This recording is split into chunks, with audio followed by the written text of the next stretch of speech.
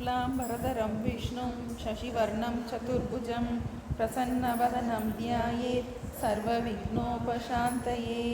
या देवी स्तूयते नित्यं विबुधैर्वेदपारगैः सा मे वसतु जिह्वाग्रे ब्रह्मरूपा सरस्वती। सदाशिवसमारम्भां शङ्कराचार्यमध्यमाम् अस्मदाचार्यपर्यन्तां वन्दे गुरुपरम्पराम्। ॐ सहना भवतु सहनौ भुनक्तु सह वीर्यं करवावहै तेजस्विनावधीतमस्तु मा विद्विषावहै। ॐ शान्ति शान्ति शान्तिः। ॐ मातापितृभ्यां नमो नमः। ॐ श्री गुरुभ्यो नमः। ॐ श्री महागणपतये नमः। ॐ श्री महासरस्वत्यै नमः। ॐ सर्वेभ्यो देवेभ्यो नमो नमः। ॐ सर्वाभ्यो गुरुपरम्पराभ्यो नमो नमः। தாயையும் தந்தையையும் சத்குருநாதரையும் இஷ்ட தேவதையும் மனதினால் நன்கு பிரார்த்தனை செய்து தியானத்தை முறையாக தொடங்குவோமாக. சித்த சாந்தி தியானம், மானச ஜபம் ஆகியவற்றை சில நிமிடங்கள் பயிற்சி செய்வோம்.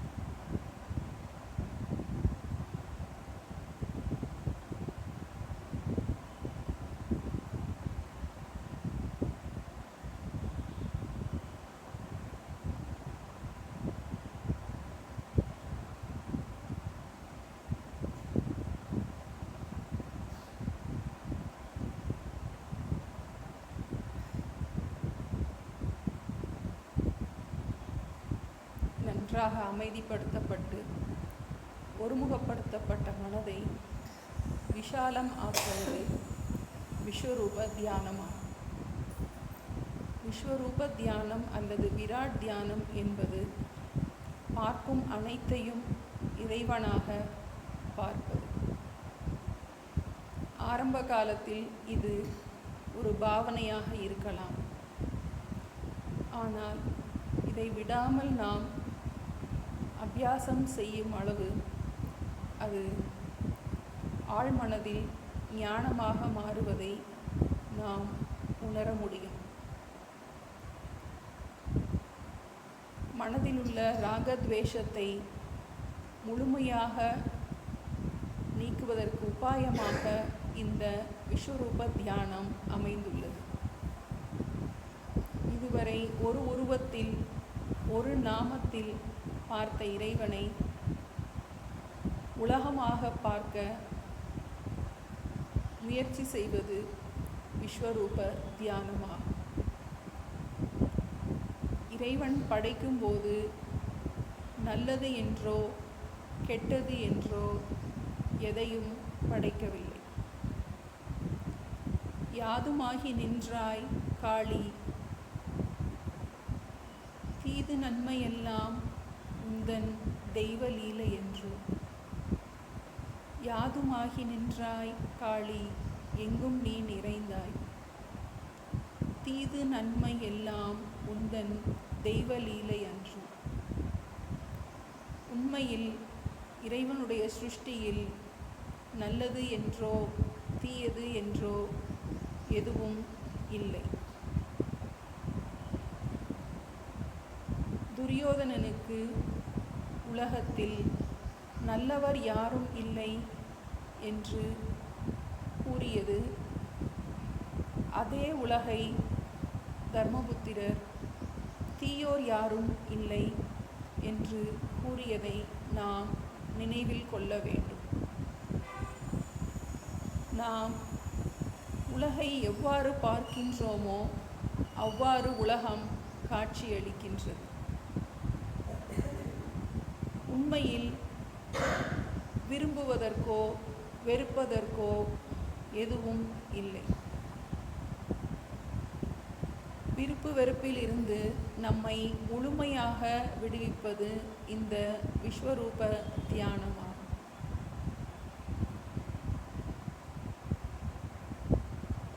ஒருவருக்கு நல்லவனாக தெரிபவன் மற்றவனுக்கு தீயவனாக தெரிவதை நாம் பார்க்கின்றோம்.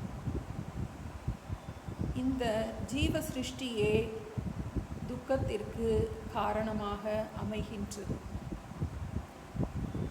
நமக்கு மனதை சஞ்சலப்படுத்தும் அத்தனை விஷயங்களையும் அத்தனை நபர்களையும் இறைவனாக பார்க்க பழகும் அளவு நம்முடைய மனசாந்தி அதிகரிப்பதை நாம் திருஷ்டமாக உணர முடியும். இதுவே மேலான பக்தியாகும்.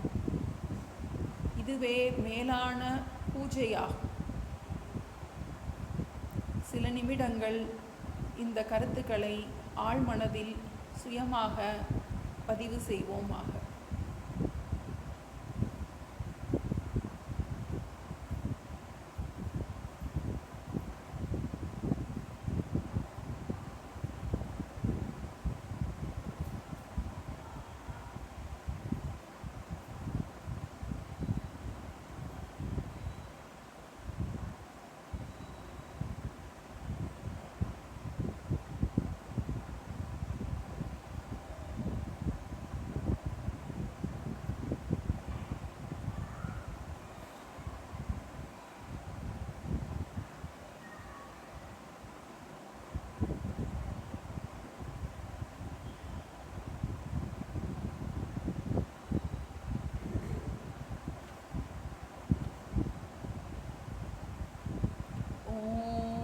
असतो मा सद्गमय तमसो मा ज्योतिर्गमय मृत्योर्मा अमृतंगमय. ओम शांति शांति शांति.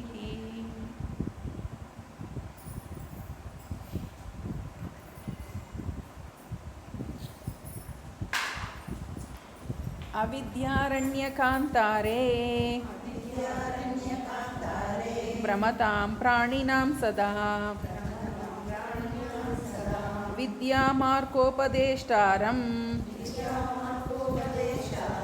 विद्यारण्यगुरुं श्रये.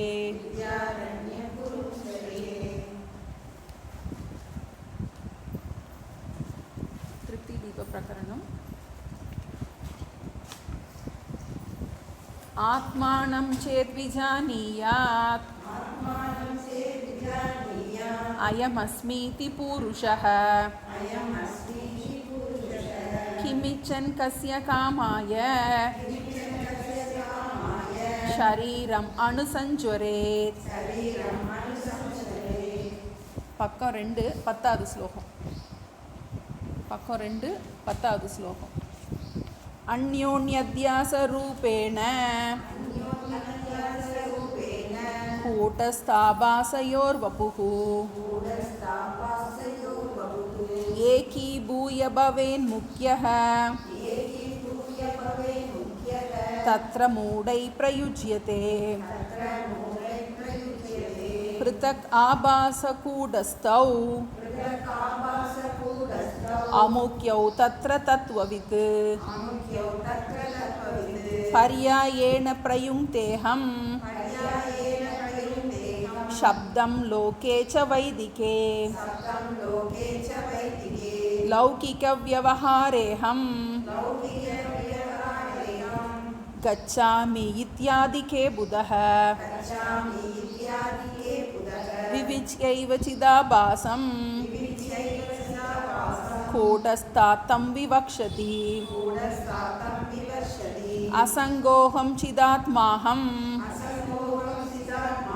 अहमस्मि असङ्गोऽहं चिदात्माहम् इति शास्त्रीयदृष्टितः अहं शब्दं प्रयुङ्क्तेऽहं कूटस्थे केवले बुधः ज्ञानिताज्ञानिते त्वात्मा आभासस्यैव न चात्मनः तथा च कथमाभासः कूटस्थोऽस्मीति बुध्यताम् नायं दोषश्चिदाभासः कूटस्थैकस्वभाववान् आभासस्तस्य मिथ्यात्वात् कूटस्थत्वावशेषणात् कूटस्थोऽस्मीति बोधोऽपि मिथ्या चेन्नेति को वदेत् न हि सत्यतयाभीष्टं रज्जु सर्पविसर्पणम् तादृशेनापि बोधेन संसारो हि निवर्तते यक्षानुरूपो हि बलिः इत्याहुर्लौकिका जनाः तस्मादाभासपुरुषः सकूटस्थो विविच्यतम् कूटस्थोऽस्मीति विज्ञातुम् अर्हतीति अभ्यथात् श्रुतिः असंदिग्धा विपर्यस्त बोधो देहात्मनीक्ष्यते तद्वदत्रेति निर्णेतुम् अयमित्यभिधीयते देहात्मज्ञानवज्ञानं देहात्मज्ञानबाधकम् आत्मन्येव भवेत् यस्य स नेच्छन्नपि मुच्यते. இப்போ நம்ம திருப்தி தீப பிரகரணத்தில் அந்த முதல் மந்திரம் பிரகதாரண்ய உபனிஷத் மந்திரம் ஆத்மானம் சேத் விஜானியாத் அயமஸ்மி இதி பூருஷக கிமிச்சன் கஸ்ய காமாய ஷரீரம் அணு சஞ்சுவரே. இந்த மந்திரத்துக்கு விளக்கமாக அமைதுன்னு பார்த்தோம். அந்த பூருஷகங்கிற சப்தத்துக்கு விளக்கம் பார்த்தோம். அந்த பூருஷன் சாதகன் அப்படிங்கிற அவனுக்கு 2 அம்சம் இருக்குதுன்னு பார்த்தோம். சித்த அம்சம்னு ஒன்று இருக்குது, சிதாபாச அம்சம் ஒன்று இருக்குது. அப்புறம் ஒரு பூர்வபக்ஷம் வந்தது, நம்ம பூருஷகங்கிற சிதாபாசனை மட்டும் எடுக்க முடியாதா அப்படின்னு கேட்கும்போது முடியாது. நம்ம ஆதாரம் இல்லாமல் ஆதேயம் கிடையாது. அதனால 2ம் சேர்ந்து தான். சிதாபாசனுக்கும் சுயமாக இருப்பு கிடையாது, பிம்பம் இல்லாமல் பிரதிபிம்பம் கிடையாது அப்படின்னு பார்த்தோம். அப்புறம் அடுத்தது ஆத்மானம் விஜானியாத், அந்த பதத்துக்கு தன்னை அறிதல் அப்படிங்கிறத ஆழமாக சொல்ல வந்தார். இப்போ அயம் அஸ்மி இத்தி பூருஷகன் யார் சொல்கிறா? அந்த புருஷன் அயம் அஸ்மி அப்படின்னு சொல்லும்போது அந்த புருஷன்கிறது யார் அதை சொல்கிறா அப்படின்னு ஒரு விசாரம். அப்போ அதுக்கு சொல்லும்போது அந்த நான்கிறதுக்கு தன்னை அறிதல், நான் என்பதை அறிதல் நான் யார் என்பதை அறியும் போது அந்த நானுக்கு 3 அம்சம் இருக்குதுன்னு பார்த்தோம். நம்ம முக்கிய அம்சம் 1, அமுக்கிய அம்சம் 2. ஞானி 2 விதமான அமுக்கிய அர்த்தம் பயன்படுத்துகின்றார், லௌகிக்கம் வைதிகம். மற்றவர்கள் எல்லாம் சாதாரணமான மக்கள் வந்து என்ன பண்ணுறாங்க, ஆத்மாவை அனாத்மாவை மிக்ஸ் பண்ணி, சித்தையும் சிதாபாசனை மிக்ஸ் பண்ணி அனாத்மாவையே நான் சொல்கிறாங்க, சிதாபாசனையே நான் சொல்கிறாங்க அப்படின்னு நம்ம பார்த்தோம். அப்புறம் அடுத்து அந்த ஒரு விசாரம், நமக்கு ஆழமான ஒரு விசாரம் வந்தது. அப்போ அகம் பிரம்ம அஸ்மி அப்படின்னு சொல்கிறது யார் அப்படின்னு சொல்லும்போது சிதாபாசன் சொல்லலாமா அப்படின்னா அவனுக்கு தோஷம் இல்லையா, சிதாபாசன் சொல்வது தோஷம் இல்லையா அப்படின்னு ஒரு பூர்வபக்ஷம் வந்தது. அப்போ ரெண்டுக்கும், சித்துக்கும் சிதாபாசனுக்கும் ஏகை ஸ்வபாவம், ஒரே ஸ்வபாவம், ஒரு அம்சம் மித்யாவான அம்சம், ஒரு அம்சம் என்னது சத்திய அம்சமாக இருக்கின்றது. அப்போ அந்த சிதாபாசன் தன்னை சித்தாக புரிந்து கொண்டு அகம் அசங்கக அஸ்மி அப்படின்னு சொல்வது தோஷம் இல்லை. ஏன்னா ஒரு அம்சம் மித்யா அம்சம் அப்படின்னு நமக்கு அதை நமக்கு தீவிரமாக நமக்கு ஆழமாக நம்ம பார்த்துட்டோம், இது நமக்கு பார்த்து முடிச்சிட்டோம். அப்போ அதில் கடைசியில் முடிக்கும்போது என்ன சொன்னார், அப்போ சிதாபாசன் மித்யான்னு சொல்லிட்டா சிதாபாசனில் ஏற்படுகின்ற ஞானமும் மித்யாவா அப்படின்னு பண்ணும்போது இல்லைன்னு யார் சொன்னா அப்படின்னு சொல்லிட்டு ஒரு சொன்னார், அது ஒரு மித்யா தான். அப்போ நமக்கு இன்னொரு கேள்வி வருது, அப்போ ஞானம் மித்யா அப்படின்னா அதில் சம்சாரம் நம்ம போதும்னு சொல்கிறோம் நமக்கு, அப்போ நமக்கு எப்படி மோட்சம் மித்யாவா அப்படின்னு சொல்லும்போது அதனால நமக்கு வந்து ஞானம் மித்யான்னு சொல்கிறோம், சம்சாரம் மித்யான்னு சொல்கிறோம். ஆனால் அது கிடைக்கிற அந்த நிம்மதி வந்து சத்தியம்தான், நிச்சயம் போத்த நமக்கு வந்து அது எங்கே பார்த்தோம், சம்சாரக ஹி நிவர்த்தத்தை 17வது ஸ்லோகத்தில் நம்ம பார்த்தோம். அதான் நம்ம போன கிளாஸில் பார்த்தோம். சம்சாரம் போவது என்பது நிச்சயம் அப்படின்னு அதுக்கு ஒரு உதாரணம் சொன்னார்.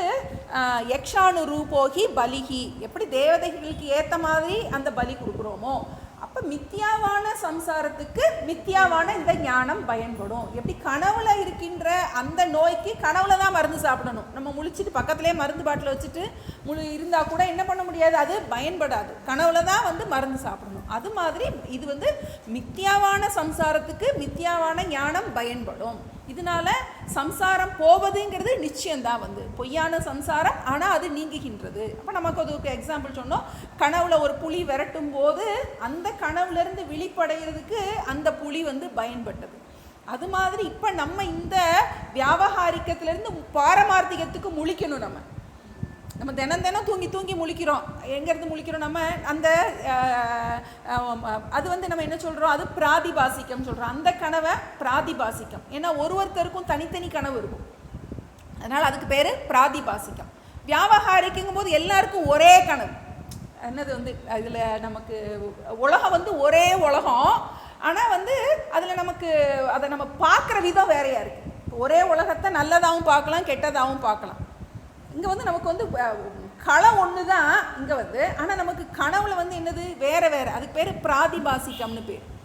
அது தனிப்பட்ட ரியாலிட்டின்னு சொல்லுவோம். நம்ம ஒவ்வொருத்தருக்கும் விதவிதமான ஒரு சிருஷ்டி, இங்கே வந்து இது ஒரு மொத்தமான ஒரு சிருஷ்டி இருக்குது. இப்போ நமக்கு இந்த இதில் என்ன முழிக்கிறோம், நம்ம வந்து இந்த வியாபகாரிக்கத்தில் இருந்து பாரமார்த்திகத்தை முழிக்கணும். நமக்கு அந்த ஞானிக்கும் நமக்கு என்ன வித்தியாசம் அப்படின்னா, எப்படி வந்து நமக்கு முழிச்ச உடனே நமக்கு சொப்னம் இல்லவே இல்லைன்னு சொல்கிறோமோ அது மாதிரி ஞானிக்கு பாரமார்த்திக விழிப்பு அடைஞ்சதுக்கப்புறம் அவருக்கு வியாபகாரிக்கம் இல்லவே இல்லைன்னு சொல்கிறார். அதுதான் இல்லவே இல்லை, அதான் நிச்சயக.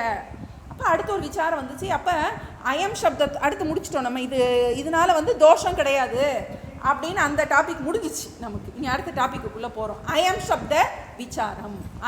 அயம்னா என்னது, இந்தங்கிற பதம் எதனால பயன்படுத்தப்படுகின்றது அப்படிங்கிறதுக்கு ஒரு விசாரம் நீளமாக வரப்போகுதுன்னு பார்த்தோம். இப்போ இந்த அப்படிங்கிறது எதை குறிக்குது, பக்கத்தில் இருக்கிறத குறிக்கின்றது. இப்போ எதுக்காக இந்த அயம் சப்த விசாரம் எடுத்திருக்கோம் அப்படிங்கும்போது, அசந்திக்த அவிபரியஸ்த போதக.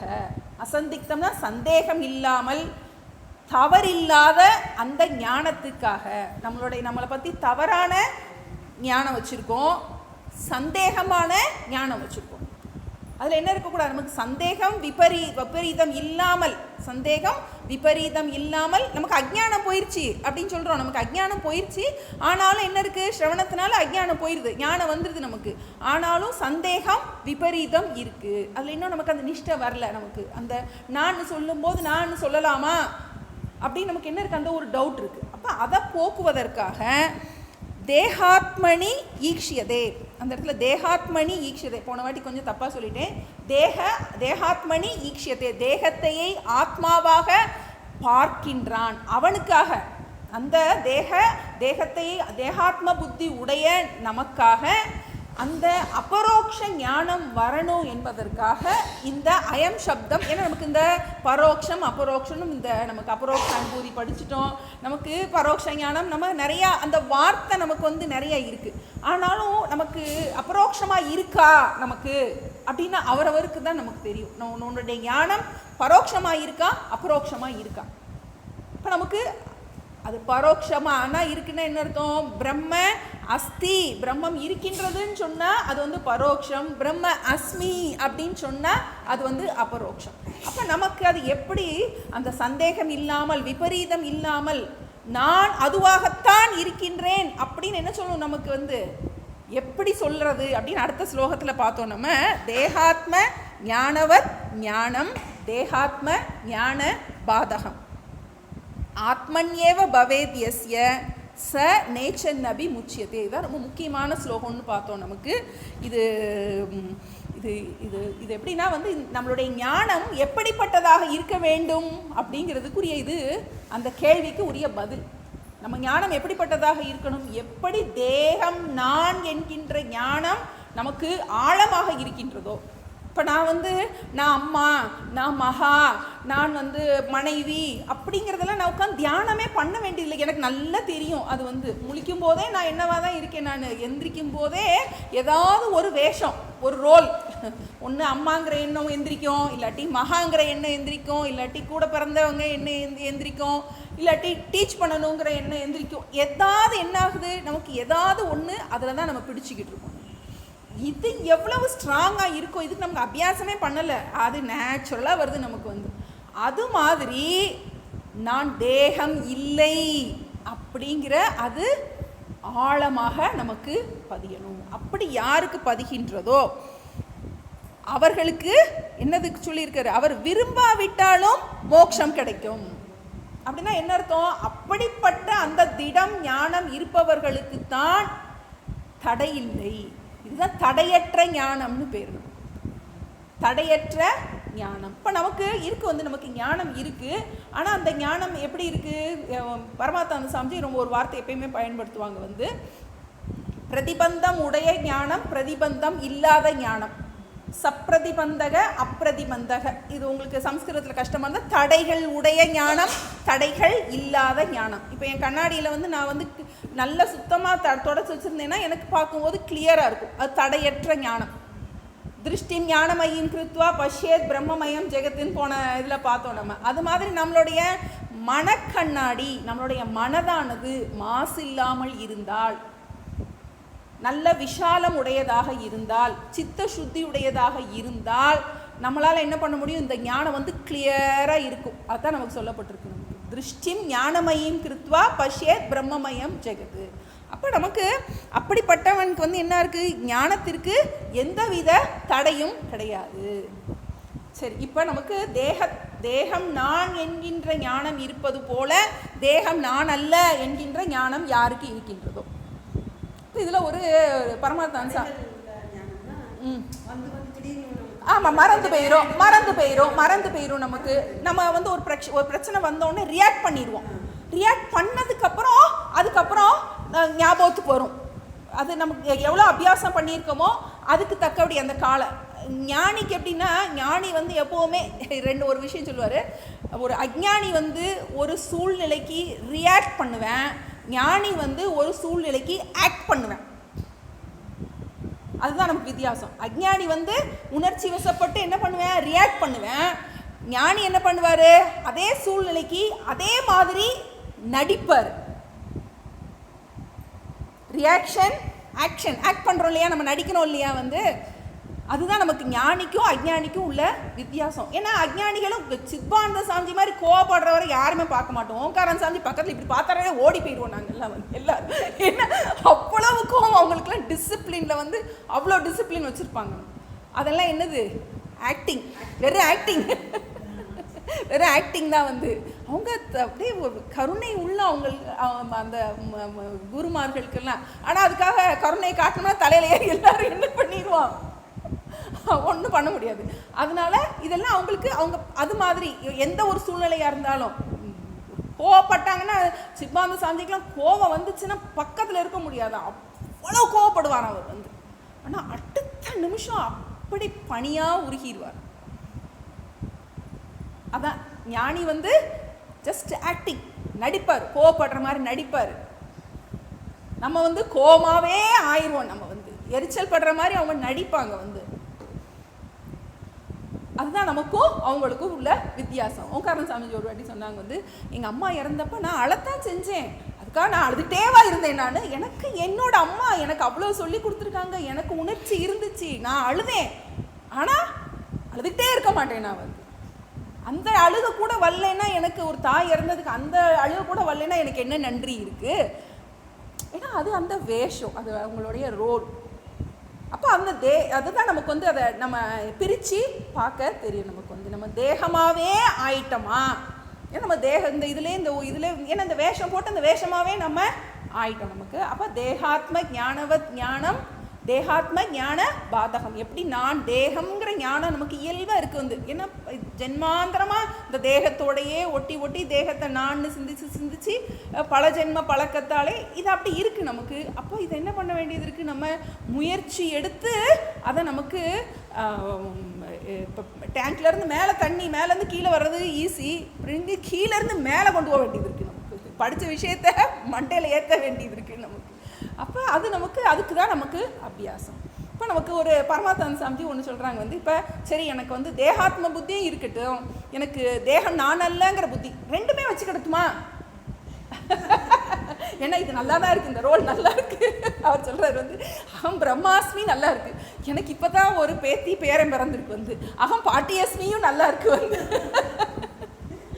அதையும் வச்சுக்கிறேனே நான் இதையும் வச்சுக்கிறேனே அப்படின்னா அது முடியாது. எப்படி வந்து நமக்கு வந்து கிழக்க நோக்கி போகிறோம் அப்படின்னா இந்த பக்கம் ஒரு திசையை நம்ம விட்டுட்டு தான் என்ன பண்ணுறோம், நம்ம கிழக்க நோக்கி போகிறோம். நமக்கு அது மாதிரி எவ்வளோக்கு எவ்வளோ நம்ம வந்து தேகாத்ம புத்தியோடு இருக்கோமோ அவ்வளவுக்கு அவ்வளவு வந்து நம்ம இந்த இதிலேருந்து நம்ம விலகி நிற்கிறோம். எவ்வளோக்கு அவ்வளோ தேகம் நான் என்கிறது நம்மளை விட்டு போயிட்டு இருக்கோ அவ்வளோக்கு அவ்வளோ என்ன இருக்கும் நமக்கு வந்து ஆத்மன்யேவ பவேத், அந்த தேகம் நான் அல்ல அப்படிங்கிற அந்த ஞானம் நமக்கு இதுக்கு காலம் எடுக்கும். நமக்கு அடிபட்டு தான் நம்ம இதில் நமக்கு ஒரு நாளில் நமக்கு இது சித்திக்கலையே அப்படின்னு நினைக்க முடியாது. நம்ம பெரிய மகான்கள்லாம் அவங்களுக்கு போன ஜென்மத்து இது இருக்கலாம், நமக்கு அவங்களுக்கு உடனே இந்த கிடைக்கலாம். நமக்கு என்ன பண்ணுறோம், நமக்கு இதுதான் நம்மளுடைய லட்சியம், நம்ம அடைய வேண்டிய லட்சியம் இதுதான். இந்த திருப்தி தீபம் படித்து நமக்கு கிடைக்க வேண்டிய பிரயோஜனம் இதுதான். தேகத்தை நான் என்கின்ற ஞானம் எப்படி இருக்கின்றதோ அதுபோல தேகம் நான் அல்ல என்கின்ற ஞானம் நமக்கு வர வேண்டும். அதை மறக்கக்கூடாது. அப்போ எப்பெல்லாம் நம்ம வந்து தேகம் நான் நம்ம நினச்சிட்டோமோ அப்போல்லாம் இதை ஞாபகப்படுத்திக்கணும், இது வந்து தேகம் நான் அல்ல. நமக்கு நேச்சன் அபி முச்சியத்தை, அவன் வந்து விரும்பாவிட்டாலும் மோட்சத்தை அடைவான்னு கொடுத்துருக்கு. நமக்கு மோட்சம்தான் இச்சை அப்படின்னா இது என்ன பண்ணணும், ஞாபகத்தில் வச்சுக்கலாம். முக்கியமாக குறிப்பிட்ட ஸ்லோகங்கள் நமக்கு எல்லா ஸ்லோகம் ஞாபகம் வச்சுக்கலைன்னா கூட முதல் ஸ்லோகத்தை ஞாபகம் வச்சுக்க ரொம்ப நல்லது. அது மாதிரி இந்த 20வது ஸ்லோகம் நீங்கள் குறித்து வச்சுக்கலாம். முக்கியமான ஸ்லோகங்களையா நம்ம திரும்ப திரும்ப தினம் வாசிக்கும் போது ஏன்னா நமக்கு பிரயோஜனம், நமக்கு அதில் மேலே ஒரு இச்சை இருக்குது, ஒரு ஆர்வம் இருக்குன்னா அது கண்டிப்பாக மனசில் பதியத்தான் செய்யும்.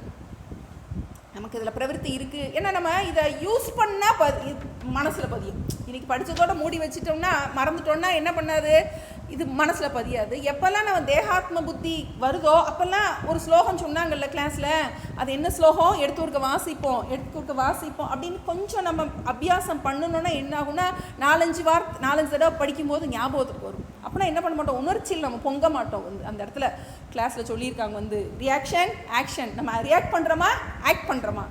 ஏன்னா சில நேரங்களில் ஒரு கட்டுப்பாடு கொண்டு வர்றதுக்கு நம்ம அந்த இடத்துல நம்ம கண்டிப்பாக வந்து ஒரு கடுமையாக தான் இருக்கணும். அந்த கடுமையாக இருக்கிறது அது வந்து நமக்கு ரியாக்ஷனா ஆக்ஷனா, எப்படி இதை கண்டுபிடிக்கிறது, நான் ரியாக்ட் பண்ணிட்டேனா ஆக்ட் பண்ணிட்டேனா டவுட் இருக்குது. ஏன்னா நமக்கு எல்லாத்துக்கும் ஏன் எதுக்குன்னு நம்ம கேள்வி கேட்கணும். ஏன்னா நம்ம ரியாக்ட் பண்ணிட்டோம்னா அந்த ரியாக்ஷனுக்கு அப்புறம் உட்கார்ந்தோம்னா நம்மளால் அமைதியாக இருக்க முடியாது. ஆக்ட் பண்ணோம் அப்படின்னா கோமா இருக்கிற மாதிரி நடித்தேன் அப்படின்னா அடுத்த நிமிஷம் உட்கார்ந்தோம்னா நம்ம வாட்டுக்கு இயல்பு அடுத்த வேலையை போயிடுவோம். ரியாக்ட் பண்ணோம்னா உள்ளுக்குள்ள வந்து என்ன கொப்பளிச்சு வந்துக்கிட்டே இருக்கும் நமக்கு, அப்படியாச்சுன்னு. அதுக்கப்புறம் என்ன பண்ணிகிட்டு இருப்போம், அங்கே 4 வார்த்தை பேசிகிட்டு இருந்தாலும் 400 வார்த்தை உள்ளுக்குள்ளே மனசால் பேசுவோம். ஆக்ட் பண்ணோம்னா ஜஸ்ட் டயலாகை மட்டும் டெலிவரி முடிச்சுட்டு டயலாக் முடிச்சுட்டு அது வாட்டுக்கு அடுத்த வேலைக்கு போயிடுவோம். நம்ம அதான் நமக்கு எப்போவுமே நமக்கு ரியாக்ட் பண்ணுறோமா ஆக்ட் பண்ணுறோமா இதை நம்ம கொஞ்சம் கவனிச்சுக்கிட்டே, இது காலக்கிரமேண கொஞ்சம் கொஞ்சமாக கவனிச்சுக்கிட்டே இருக்க நமக்கு இந்த தேகாத்ம ஞானவத் ஞானம் தேகாத்ம ஞான பாதகம், தேகம் நான் என்கின்ற அந்த எண்ணத்திலேருந்து கொஞ்சம் கொஞ்சமாக என்ன பண்ண முடியும், நம்மளால் விடுபட முடியும். தேகம் நான் அல்ல. இது சொல்லாமல் இருக்கோ, சொல்லிடு, பதம் பிரிச்சுருவோம். தேகாத்ம பதம் பிரிச்சுக்கோங்க. தேகாத்ம ஞானவத் ஞானம், ஞானவத் ஞானத்தை போல, தேகாத்ம ஞானவத் ஞானம், தேகாத்ம ஞானவத் ஞானம், தேகாத்ம ஞான பாதகம், தேகாத்ம ஞான பாதகம். தேகத்தை ஆத்மா என்று நினைப்பது போன்ற தேகாத்ம ஞானத்தை போல, தேகம் நான் என்ற எண்ணத்தை போல என்ன ஞானம் இருக்கணும், தேகாத்ம ஞான பாதக ஞானம் இருக்கணும். தேகம் நான் அல்ல என்கின்ற ஞானம் இருக்கணும் நமக்கு. தேகாத்ம ஞான பாதகம், தேகம் நான் அல்ல என்கின்ற அந்த ஞானம், அந்த நடுவில் இருக்கலையே அந்த ஞானம், அதுதான் வந்து நமக்கு இருக்க வேண்டிய ஞானம். தேகம் நான் அல்ல என்கின்ற ஞானம், அந்த ஞானத்தை அங்கிட்டு கடைசியில் நீங்கள் கொண்டு வந்து போடணும். தேகாத்ம ஞானவத், தேகம் நான் என்பது போல தேகம் நான் அல்ல என்கின்ற ஞானம் நமக்கு இருக்கணும். ஆத்மன் ஏவ, ஆத்மனி ஏவ, அடுத்த வரியில சந்தி இருக்கு. ஆத்மனி ஏவ பவேத், ஆத்மனி ஏவ பவேத், யஸ்ய யஸ்ய, ஆத்மனி ஏவ பவேத் யஸ்ய, யஸ்யன்னா யாருக்கு, ஆத்மனி, ஆத்மனினா தன்னில் தான், தன்னையே, அந்த பூர்ணமான அந்த தன்னையே ஆத்மா என்கின்ற அந்த ஞானம் பவேத் இருக்கின்றதோ, யாருக்கு ஆத்மாவில் தன்னிடத்தில் அந்த ஞானம் இருக்கின்றதோ, சக அவர்கள், ந இச்சன் அபி, ந இச்சன் அபி முச்சியதே, ந இச்சன் அபி அவர்கள் விரும்பாவிட்டாலும், சக சகனா அவர்கள், ந இச்சன் அபி அவர்கள் விரும்பாவிட்டாலும், முச்சியதே, முச்சியதேனா விடுதலை அடைந்துதான் இருப்பார்கள், அவர்கள் விடுதலை அடைந்துதான் இருப்பார்கள். அப்போ அவங்களுக்கு என்ன, இந்த தேகம்னா என்ன, ஸ்தூல தேகம் சூக்ஷ்ம தேகம் எல்லாத்தையும் சேர்த்துக்கணும் நம்ம. அப்போ இந்த ஸ்தூல தேகத்தில் வருகின்ற எந்த துக்கமும், சூக்ஷ்ம தேகத்தில் வருகின்ற எந்த துக்கமும் நான் அல்ல, எனக்கு கிடையாது, சரீரத்துக்கு தான் மனதுக்கு தான் அப்படின்னு என்ன பண்ணுறோம், அதை நமக்கு பிரித்து பார்க்க அந்த தெரிகின்றதோ. ஏற்கனவே அதை பார்த்தோம், ஞானியை பார்த்துட்டோம், நமக்கு வந்து விவிச்சி அவனை கூட்டஸ்தனையும் சிதாபாசனையும் பிரித்து பார்க்குறான். அதே தான் திரும்ப இது வேற ரூபத்தில் வருது. ஆத்மனி ஏவ பவேத் யஸ்ய ச நேச்சன் அபி முச்சியத்து. இது வந்து நம்ம பார்த்தோம், நமக்கு உபதேச சாகஸ்ரின்னு ஆதிசங்கரர் எழுதின ஒரு புஸ்தகத்தில் இருந்து இந்த ஸ்லோகத்தை அவர் கோட் பண்ணுறார். ரொம்ப முக்கியமான ஸ்லோகம் அப்படிங்கிறதுனால அதை திரும்ப கொண்டு வந்திருக்காரு. இனி அடுத்த பக்கத்தில் 19, 20 2 ஸ்லோகம் திரும்ப பிரிண்ட் ஆகிருக்கு, அதை அடிச்சிருங்க. வந்து 19, 20 ரெண்டும் திரும்ப ரீப்ரிண்ட் ஆகிருக்கு, அதை அடிச்சிருங்க. இப்போ 21வது ஸ்லோகம்.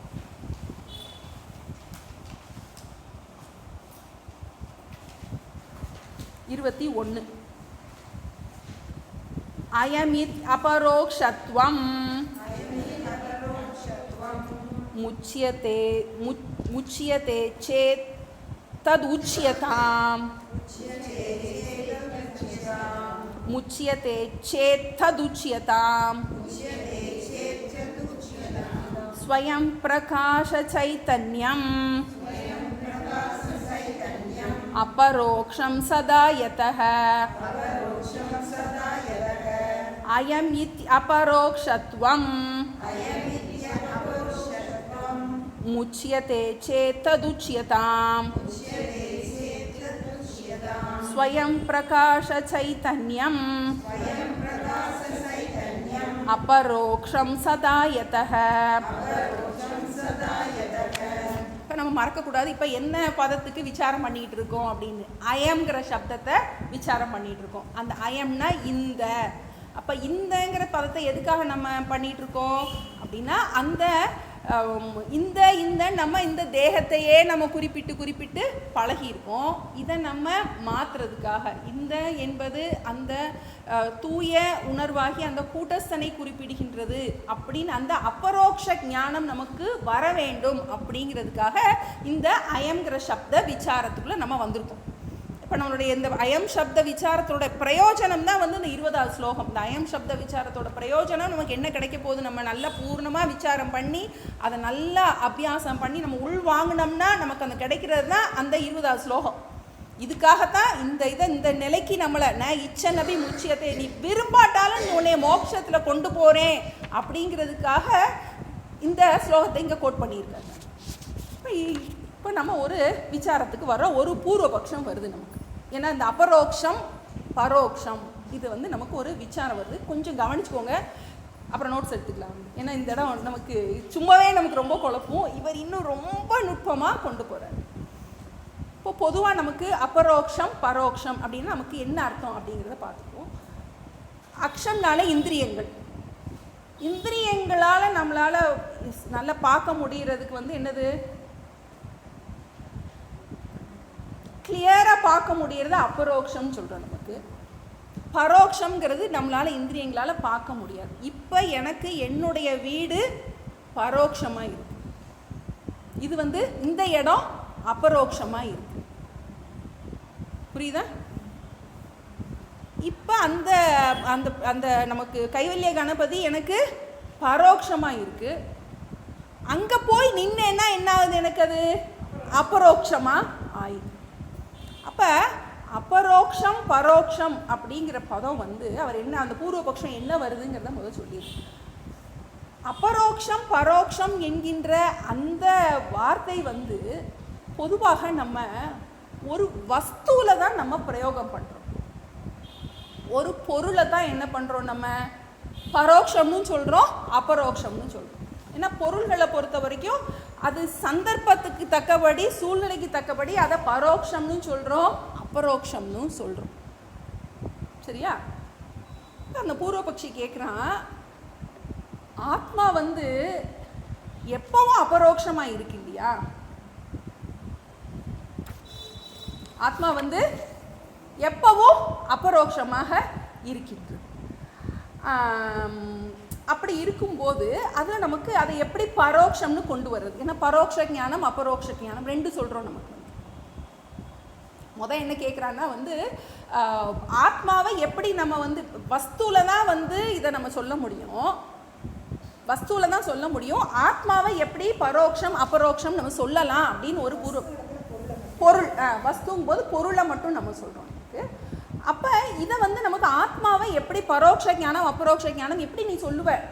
ஏன்னா அது ஸ்தூலமான விஷயங்களை மட்டும்தான் என்ன பண்ண முடியும், பரோக்ஷம். ஏன்னா இந்திரியங்களுக்கு பொருளாக இருக்கின்றதை மட்டும்தான் பரோக்ஷம் அபரோக்ஷம்னு நீ போட முடியும். அப்படி இருக்கும்போது ஆத்மாவை நீ எப்படி பரோக்ஷம் அபரோக்ஷம்னு சொல்லுவ அப்படின்னு ஒரு பூர்வபக்ஷம் இருக்கு. இப்போ அதுக்கு விடையா எப்படி இருக்குன்னா, அது எல்லாமே பார்க்கப்படும் பொருள்.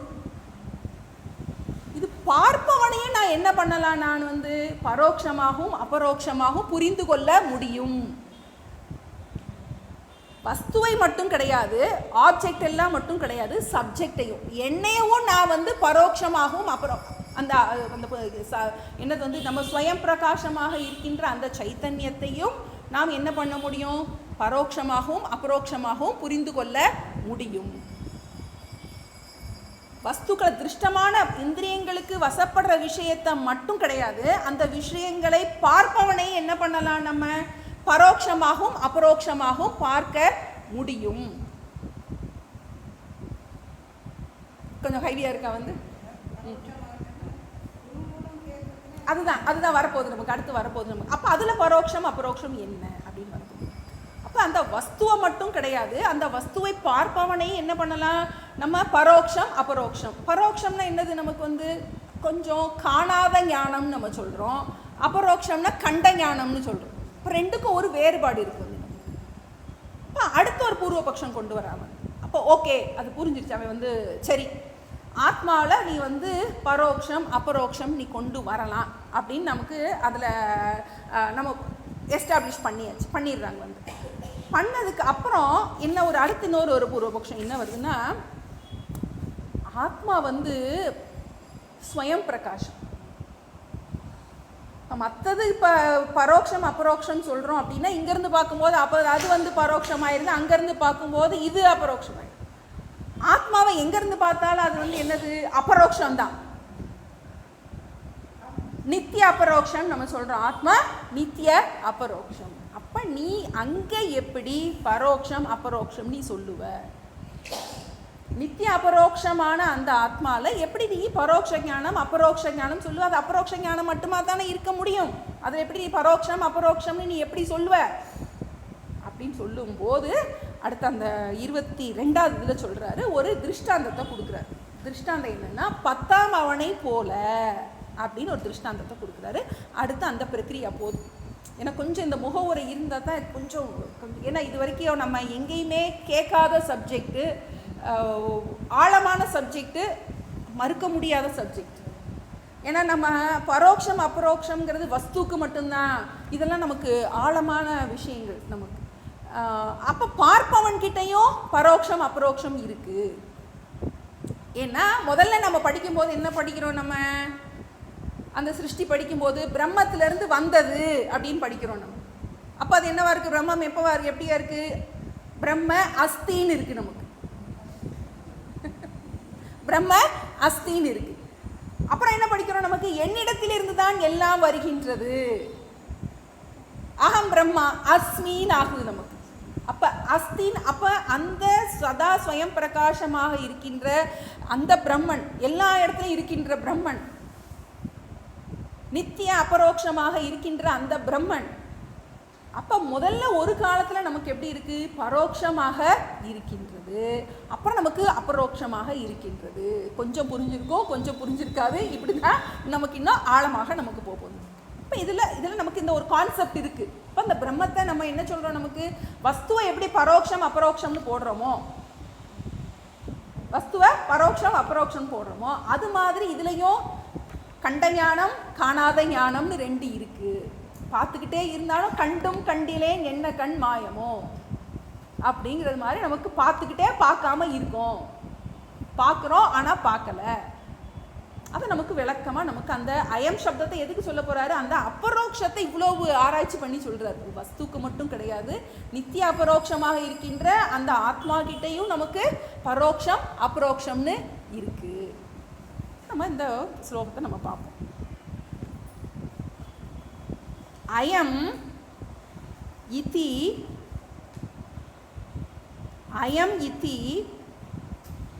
அபரோக்ஷத்வம்,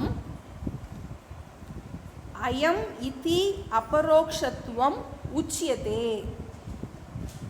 அயம் இதி அபரோக்ஷத்வம் உச்யதே சேத் சேத் தத் உச்யதாம், சேத் தத் உச்யதாம்.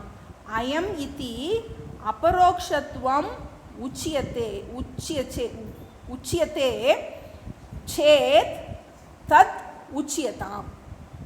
இப்போ நம்ம அந்த அயம்பத விசாரத்தை பார்த்துட்டு இருக்கோம். அயம்னா என்னது, இந்த நமக்கு அதை மறக்கக்கூடாது. இந்தன வெரி நியர் நம்ம சொல்கிறோம். அந்தன என்ன இருக்குது, அங்கே, இந்தன இங்கே. அப்போ அயம் இதி, இந்த என்பது ஒரு இடையில ஒரு பதம் சேர்த்துக்கோங்க, பொருள்களினுடைய வஸ்துக்களினுடைய. இந்த என்பது வஸ்துக்களினுடைய அபரோக்ஷத்தை குறிக்கின்றது. அபரோக்ஷம்னா என்னது? தெளிவான ஞானம், கண்ணில் கண்ட ஞானம். இந்தன்னா என்ன பண்ணுறோம்? இந்த ஃபோன் அப்படின்னு சொல்கிறேன் அப்படின்னா என்ன அர்த்தம்? நான் பார்த்து சொல்கிறேன் இந்த ஃபோன். அந்த ஃபோன்னா என்ன அர்த்தம்? நான் பார்க்காம அங்கே ஏதோ இருக்கிற அந்த ஃபோன். அப்போ இந்த என்பது வஸ்துகளை குறிக்கின்றது என்றால் சேத் தத் உச்சியதாம். அபரோக்ஷம் அயம் இதி அபரோக்ஷத்வம் உச்சியதே உச்சியதே சேத் தத் உச்சியதாம். அது பொருள்களை தெளிவாக விளக்கும் தன்மையை குறிக்கின்றது என்றால் அது என்னது? தவறில்லை. பொருள்களை விளக்குவதற்காக இந்தங்கிற அந்த அபரோக்ஷத்தை குறிக்கின்றோம், அதில் தவறு இல்லை. அதுபோல அடுத்த வரியில் வருது நினைக்கிறேன், ஸ்வயம் பிரகாஷ சைத்தன்யம். இப்போ மொதல் அவன் கேட்குறது வஸ்துவத்தான நம்ம பரோக்ஷம் அபரோக்ஷம்னு போட முடியும். ஸ்வயம் பிரகாஷ சைத்தன்யத்தை அபரோக்ஷத்தில் போட முடியுமான்னு கேட்குறான் அவன். ஏன்னா அது இந்திரியங்களுக்கு விஷயமாகாத இதாக இருக்கு இல்லையா? அப்படி இருக்கும்போது அதில் அபரோக்ஷம் அப்படின்னு போட முடியுமா? அப்படிங்கும்போது ஸ்வயம் பிரகாஷ சைத்தன்யம் அபரோக்ஷம் சதா. சதா அபரோக்ஷம். அது என்ன? நித்திய அபரோக்ஷம். எதகன்னா எதனால். இப்போ நமக்கு எந்த விஷயத்தினால எதனால் நம்ம வஸ்துக்களை எல்லாத்தையும் பரோக்ஷம் அபரோக்ஷம்னு சொல்கிறோமோ அதுபோலையே இந்த ஸ்வயம் பிரகாசமான இந்த சைத்தன்யத்தை, இந்திரியங்களுக்கு கோச்சரம் ஆகாத இந்த சைத்தன்யத்தை என்ன பண்ண முடியும்? சதா சதா ஸ்வயம் பிரகாஷ சைத்தன்யம், எப்போதும் ஒளிர்ந்து கொண்டு இருக்கின்ற அந்த சைத்தன்யத்துக்கும் என்ன கொடுக்க முடியும்? நம்ம அபரோக்ஷம் அப்படிங்கிறத நம்ம என்ன பண்ணும்? பரோக்ஷம் அபரோக்ஷம் என்பது அதுக்கும் உண்டு. அதை நம்ம சொல்லலாம், வஸ்துவுக்கு மட்டும் கிடையாது. ஏன்னா வஸ்துவை பார்ப்பவனுக்கும் கொடுக்கலாம். அதான் நமக்கு இது வரைக்கும் நம்ம மற்ற அபரோக்ஷம் எல்லாம் எங்கே பார்த்துட்டு இருந்தோம்? ஏன்னா இந்த இடத்துல தான் நம்ம எப்போவுமே எக்ஸ்பீரியன்ஸ் நம்ம நழுவ விட்டுருவோம் நமக்கு. ஏன்னா மிச்ச ஞானம் எல்லாமே, மிச்ச அபரோக்ஷ ஞானம் எல்லாமே பார்க்கப்படும் பொருளை பற்றியது. இந்த அபரோக்ஷ ஞானம் பார்ப்பவனை பற்றியது. நம்ம அதனால் நம்ம இது ஏதோ ஒன்று நம்ம நினைப்போம். நம்ம அதனால தான் நமக்கு இந்த கைவிலை நவனியத்தில் ஒரு பதம் வரும், புரிகின்ற விருத்தி ஒன்றே போதும் மெய்ப்பொருள் காண்போர்க்கே. புரிகின்ற விருத்தி நமக்கு அது இது ஆப்ஜெக்டிஃபை பண்ணவே முடியாது. இதை இன்னது என்று உரைத்திடப்படாமையால் அவாச்சிய வடிவாகும். மற்ற எல்லாத்தையும் என்ன பண்ணிடலாம்? இது இப்படிப்பட்டது, அது அப்படிப்பட்டதுன்னு என்ன பண்ணிடலாம் நமக்கு? என்ன அது எல்லாமே என்னது? வஸ்து. அது மற்ற புற பொருள். இப்போ இது என்னது? பார்ப்பவன். நான் எப்படி என்னோட மூஞ்ச கண்ணாடியில் பார்க்க முடியாதோ அது மாதிரி இது என்னது? இதை எப்படி நீ அபரோக்ஷமாக பார்க்க போறேன்னு கேட்குறார். பார்ப்பவனை எப்படி அபரோக்ஷமாக பார்க்க முடியும்? புரிஞ்சிக்க தான் முடியணும். அப்போ இதில் இருக்க அந்த நுட்பம் நமக்கு வஸ்துக்களில் மட்டும் இல்லை, இதுலேயும் ஒரு நுட்பமான பரோக்ஷம் அபரோக்ஷம் என்பது இருக்குது. ஏன்னா நித்திய அபரோக்ஷம் ஏன்னா அதுவாகவே இருக்கேன். எங்கே போய் நமக்கு மற்றதெல்லாத்தையும் எங்கேயோ போய் தேடணும், என்ன வேணாலும் இருக்கும். நமக்கு இப்போ அட்டண்டன்ஸ் எடுக்கும்போது நான் இருக்கணாங்கிறதுக்கு அட்டண்டன்ஸ் போடணுமா? நமக்கு நான் இருக்கணாங்கிறதுக்கு நான் இருக்கணான்னு யார்கிட்டையாவது கேட்போனா? நான் இருக்கேங்கிறதுக்கு பிரமாணம் யாரு? நான் தான் பிரமாணம். அது நித்திய அபரோக்ஷமாக இருக்கின்றது. அப்போ நமக்கு அதில் எங்கே பரோட்சம் வர முடியும்? ஆனால் பரோட்சம் இருக்கிற மாதிரி இருக்கு. அதை நமக்கு இனிமேல் விளக்க போறாங்க. அப்போ இந்த அந்த அபரோக்ஷம் என்பதை நன்றாக புரிய வைப்பதற்காக இந்த அயம் என்னும் இந்த பதம் உபயோகப்படுத்தப்பட்டிருக்கின்றது. இப்போ அடுத்து 22 இதுக்கு ஒரு திருஷ்டாந்தத்தை கொடுத்து நமக்கு இதை புரிய வைக்கிறார். பரோக்ஷம் அபரோக்ஷஞ்ச ஞானம் அஜ்ஞானம் இத்யதஹ நித்யாபரோக்ஷ ரூபோபி ரூபேபி द्वयं स्यात् दशमे यदा परोक्षम् अपरोक्षञ्च ज्ञानम् अज्ञानम् इत्यतः नित्यापरोक्षरूपेऽपि द्वयं स्यात् दशमे यथा. நமக்கு இதில் முதல் வரியில் ரெண்டாவது வரியில் திருஷ்டாந்தத்தை கொடுக்குறாரு. தசமே யதா, தசமேனா ரெண்டாவது வரியில் கடைசியில் இருக்குது. தசமன், தசமன்னா 10வது மனிதன், யதா போல, 10வது மனிதனை போல. பரோக்ஷம் அபரோக்ஷஞ்ச ஞானம் அஜ்ஞானம் இதி யதஹ. அத்தக இதி அத்தக, அத்தகன்னு இந்த இடத்துல நமக்கு இந்த சைத்தன்ய விஷயத்தில் பரோக்ஷமும் இருக்குது அபரோக்ஷமும் இருக்குது. இப்போ பரோட்ச ஞானம் அதான் இன்னொன்று என்ன சொல்கிறாரு, பரோட்ச ஞானத்தை அஜ்ஞானம்னு சொல்கிறாரு. நம்ம ஆமாம், பரோட்ச ஞானம்ங்கிறது ஏன்னா அது நமக்கு நிஷ்டை ஆகலை, அதனால அஜ்ஞான சமானம். அதுக்கு ஏன்னா அது காணாத ஞானம் தான். அது காணாத ஞானம் ஈக்குவல் டு அஜ்ஞானம். அப்போ பரோக்ஷம் அபரோக்ஷஞ்ச ஞானம் அஜ்ஞானம் இதி அதக அதக. அதனால் இது என்ன பண்ணுறோம், நமக்கு இந்த நித்திய அபரோக்ஷமான பிரம்மனில் என்ன இருக்குது, பரோட்சமும் இருக்குது அபரோக்ஷமும் இருக்குது. பரோட்சம் இருக்கா நம்மக்கிட்ட, பரோட்ச ஞானம் இருக்கா? என்ன பரோட்ச ஞானம் இருக்குது நமக்கு? பரோட்ச அவர் சொல்கிறார் பரோட்ச ஞானம் என்னென்னா, நான் உடம்பு மனசுன்னு நினைக்கிறியே அதுதான் பரோட்ச ஞானம். நான் உடம்பு நான் உடம்பு நான் உடம்புன்னு நினைக்கிறோம் இல்லையா, அது போகாமல் இருக்கு இல்லையா, அதுதான் பரோட்ச ஞானம். என்ன டீச்சர்?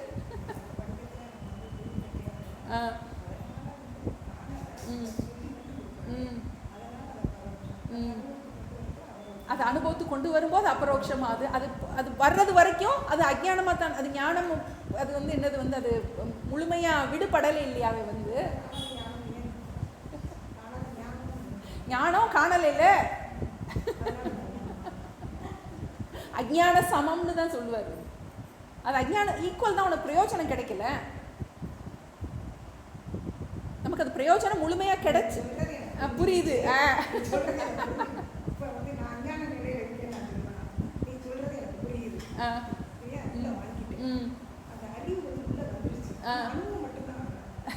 அவர் என்ன சொல்றாரு, குருபிரகர் என்ன சொல்வார்னா, அறிவு இருக்கு எனக்கு அனுபவம் இல்லை அப்படின்னு சொன்னீங்கன்னா உனக்கு அறிவே இல்லைன்னு அர்த்தம்.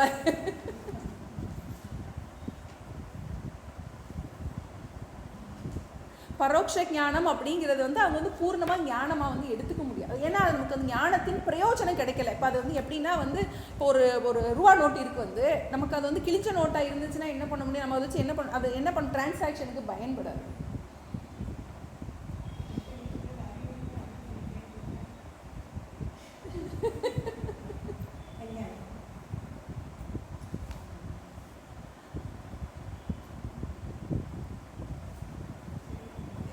என்ன நமக்கு அறிவு இருக்கு, நமக்கு அவர் சொல்றாரு ஓங்கர் அது ஃபர்ஸ்ட் ஸ்டெப் டீச்சர். பரோட்ச ஞானம் இல்லாமல் அபரோட்சத்துக்கு போகவே முடியாது. ஆனால் அது முடிஞ்ச நிலை கிடையாது. நம்ம அதனால நம்ம ஞானம் கிடைச்சிருக்கு நம்ம நினைச்சு நம்ம சொல்ல நமக்கு அறிவில் பதிஞ்சிருச்சு. நமக்கு அறிவில் அது மனசில் பதியலை. நான் இன்னும் நான் டிரான்சாக்ஷன் பண்ணும்போது நான் என்னை பற்றி இப்போ நமக்கு நல்லா புரியணும். பரோட்சம் அபரோக்ஷம்னா என்ன அப்படிங்கும் போது, பரோட்சம் அப்படிங்கும்போது நான் என்னை பற்றி சிந்திக்கும் போது நான் என்னை உடல்னு நினச்சிட்டு சிந்திக்கிறேன்னா, நான் உடல் அல்லன்னு நினச்சிட்டு சிந்திக்கிறேன்னா, நம்ம அந்த 20வது பாட்டில் பார்த்தோம். நமக்கு நான் சிந்திக்கும் போது நான் என்னை உடல் பிரதானமாக சிந்திக்கின்றேன் என்றால் அது பரோட்ச ஞானம் தான். ஞானம் இருக்குது, ஆனால் அப்பப்போ வந்துட்டு போகுது. நமக்கு என்ன பண்ண முடியாது, நமக்கு அந்த நிஷ்டை நான் பூர்ணன் அப்படின்னு நமக்கு என்ன பண்ணணும் சொல்ல முடியும். அப்போ நமக்கு என்ன, அப்போ நமக்கு எவ்வளோ காலம் நமக்கு வியாபகாரிக்கம்னு ஒன்று இருக்குது, வியாபகாரிக்கம்னு ஒன்று இருக்கே அப்படின்னு சொல்லிகிட்டே இருக்கோன்னா நமக்கு இன்னும் நமக்கு முழிக்கலைன்னு அர்த்தம். கனவு இன்னும் பாதி தூக்கத்தில் என்ன பண்ணிகிட்டு இருக்கோம், பாதி அந்த தூக்கத்தில் பாதி விழிச்சும் விழிக்காமல் என்ன பண்ணிகிட்டு இருக்கோம், நம்ம முழிச்சிட்டோம் அப்படின்னா அதுக்கு அங்கே இருப்பே இல்லை. இப்போ நம்ம கயிறுன்னு பார்த்துட்டோன்னா, ஒருக்க கயிறுன்னு பார்த்துட்டோன்னா திரும்ப அதில் பாம்பை பார்க்கவே முடியாது. நீங்கள் ட்ரை பண்ணி பாருங்கள். நீங்கள் எவ்வளோ பயந்துருப்பீங்க. பயந்து நமக்கு ஏதாவது ஒன்று தப்பாக பார்த்துருப்போம். நம்ம தப்பாக பார்த்துருப்போம்.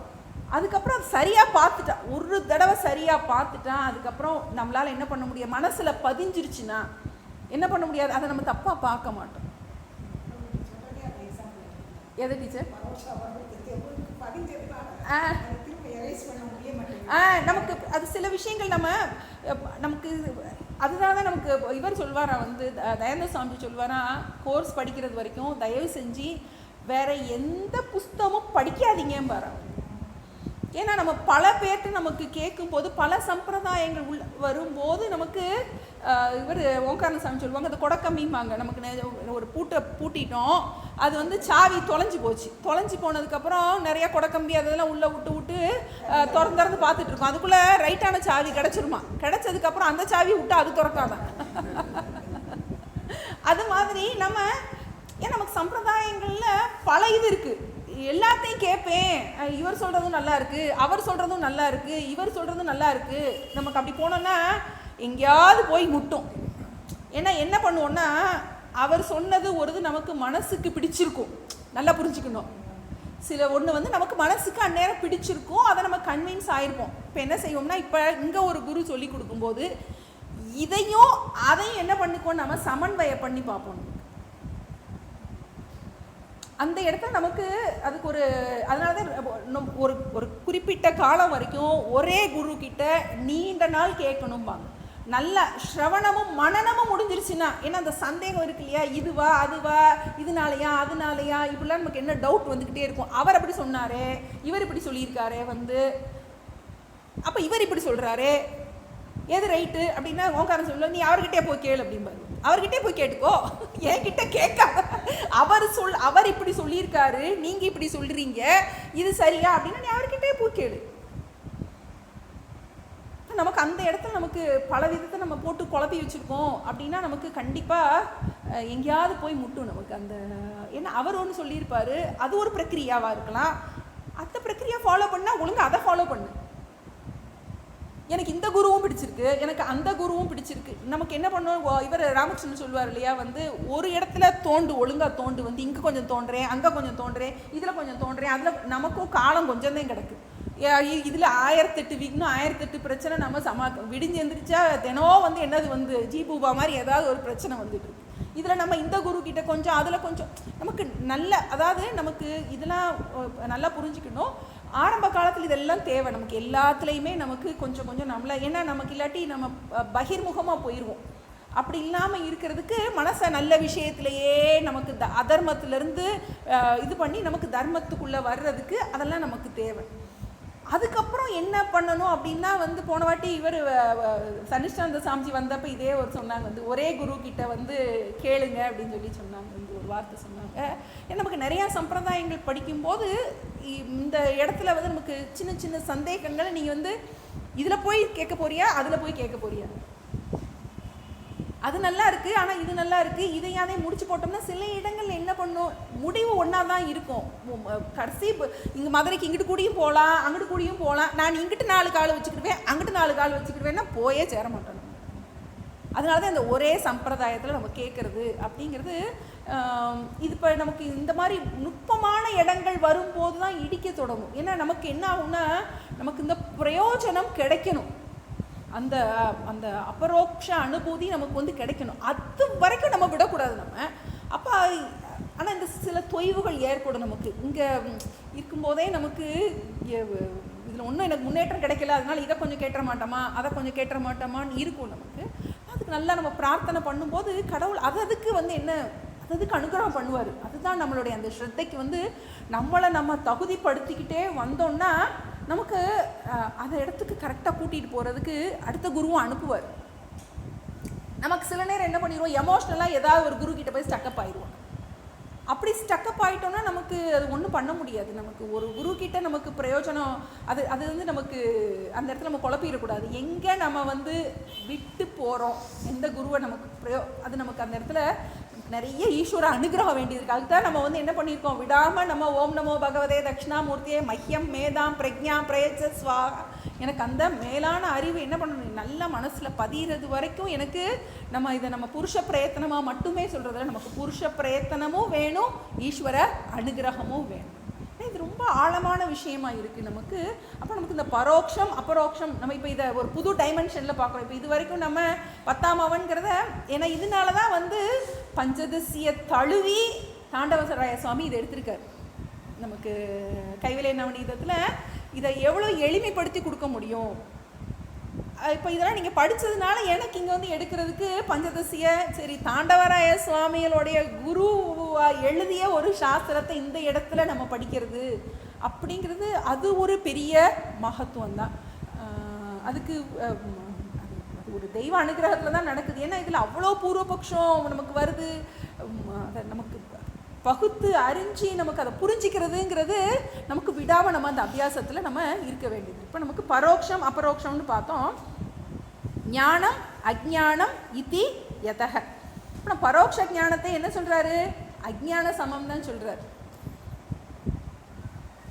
நித்திய அபரோக்ஷ ரூபக அபி, என்றும் நித்திய அபரோக்ஷமாக விளங்கும் பிரம்மனிடத்தில் துவயம்னா ரெண்டுன்னா என்னது, பரோக்ஷம் அபரோக்ஷம். அந்த பிரம்மன் விஷயத்தில் அபரோக்ஷம் பரோக்ஷம் ரெண்டுமே சம்பவிக்கும். வஸ்துக்களில் மட்டும் இல்லை, பொருள்களில் மட்டும் இல்லை. என்ன சொல்கிறோம், நம்ம ஆத்மா வந்து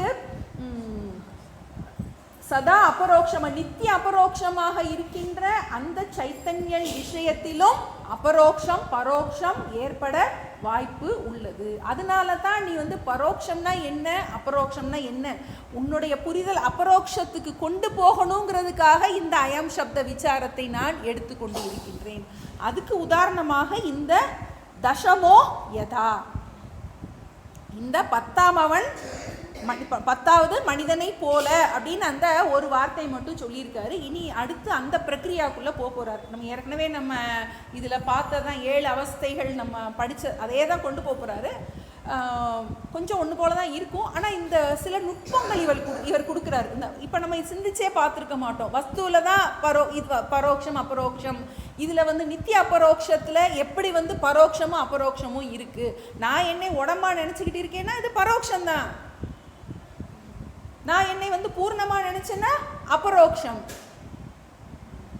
அப்போ அந்த இதை நமக்கு புரிய வைக்கிறதுக்காக ஞானத்திலையும் வஸ்துக்களில் மட்டும் பரோக்ஷம் அபரோக்ஷம் இல்லை, புரிஞ்சிக்கிற ஞானத்திலையும் என்ன இருக்குது, பரோக்ஷம் அபரோக்ஷம் என்பது இருக்கின்றது. ஏன்னா ஆத்மானம் விஜானியாத், அதில் என்ன அந்த தன்னை அறிதல் அதை அப்படியே கொண்டு போகிறார். வேறு எங்கிட்ட அங்கிட்டு ஸ்லிப் ஆகாமல் நம்மளை பரோக்ஷம் அபரோக்ஷங்கிறதுல நமக்கு கொண்டு வந்திருக்காரு. நம்ம கொஞ்சம் ஆழமாக இதோட நிறுத்திக்கிடுவோம். நம்ம பரோக்ஷம் அபரோக்ஷம் ச ஞானம் அஜ்ஞானம் இதி யதஹ அத்தஹ இதி அத்தஹ அத்தஹ அத்தஹன்னா இந்த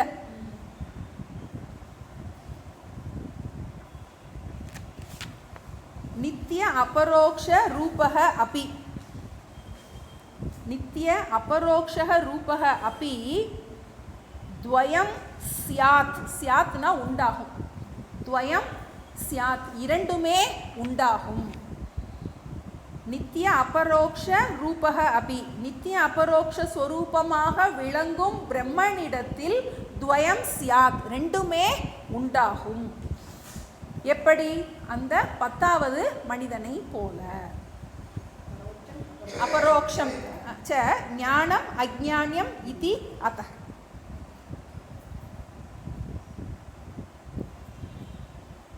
பரோக்ஷம் அபரோக்ஷத்துக்கு வேற பேர் தான் ஞானம் அஜ்ஞானம். அவர் அப்படி தான் கொண்டு வர்றாரு.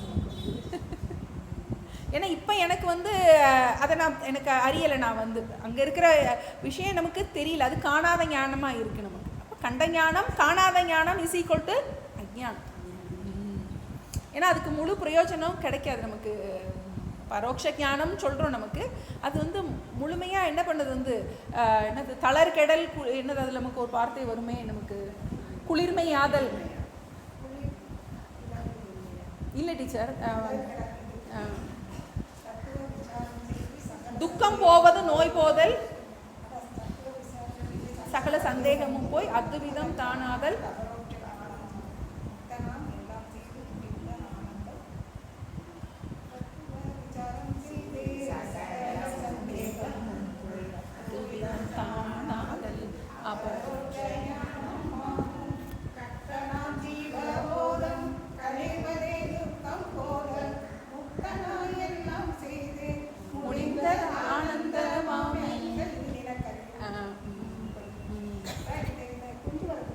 என்ன டீச்சர்?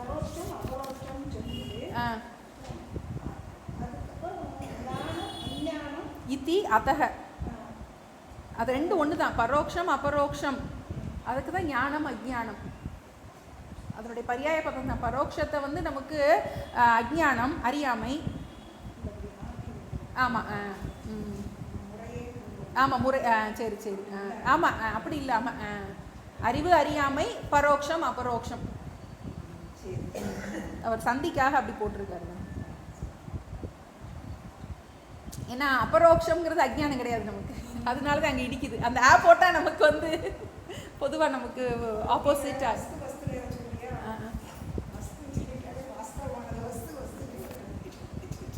அப்படியா? ஓ,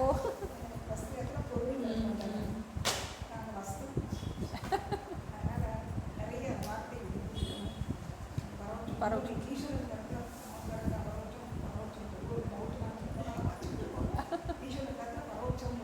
அப்படியா? இதுலையா? அப்படியா? முடிச்சிருவேன்.